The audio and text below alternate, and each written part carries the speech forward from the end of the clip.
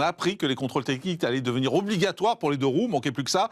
Jean-Marc Bellotti, bonjour, merci d'être avec nous. Vous êtes coordinateur de la Fédération française des motards en colère à Paris et de la Petite Couronne. Vous comprenez que le gouvernement ait envie d'imposer des contrôles techniques pour les deux roues? Pas du tout. On ne comprend pas du tout parce que là, notamment, les professionnels eux-mêmes ont dit qu'ils ne seraient pas prêts tout de suite parce qu'il faut faire la formation du personnel, acheter du matériel, etc.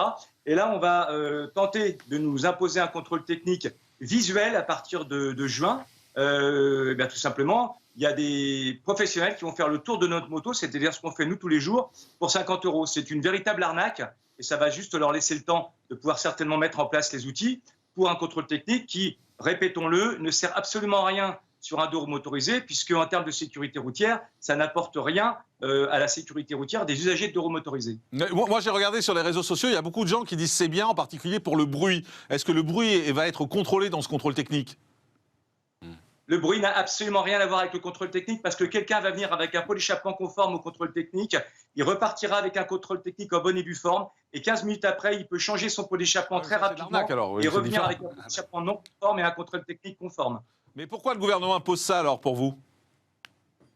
Alors le gouvernement impose ça parce que le Conseil d'État a jugé qu'il fallait mettre en place un contrôle technique sous la pression d'associations anti-deux roues motorisées qui se disent environnementales mais qui sont anti-deux roues motorisées, alors que nous avions travaillé avec M. Clément Beaune sur les alternatives à mettre en place au contrôle technique, parce que rappelons-le, la Commission européenne a demandé soit un contrôle technique pour les États membres, soit des alternatives. Nous avons choisi les alternatives, nous avons travaillé avec le gouvernement, il y a eu un décret mis en place et ce décret a été attaqué par le Conseil d'État. Et maintenant, vous allez manifester, d'un mot, vous allez manifester contre ce contrôle technique?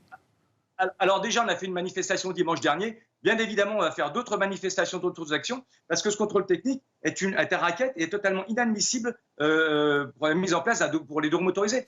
Juste un petit rappel. Pour les voitures, lorsqu'en 90, le contrôle technique a été mis en place, c'est parce qu'il y avait 17% des véhicules qui étaient impliqués dans un accident à cause de leur mauvais état. Okay, et pour les deux roues motorisées, c'est 0,5% et ce sont des statistiques d'assurance. Donc il n'y a pas lieu de mettre un contrôle technique en place pour les deux roues motorisées pour la sécurité. Merci beaucoup Jean-Marc Bellotti, merci d'avoir été avec nous. Vous êtes coordinateur de la Fédération française des motards en colère de Paris et de la Petite Couronne.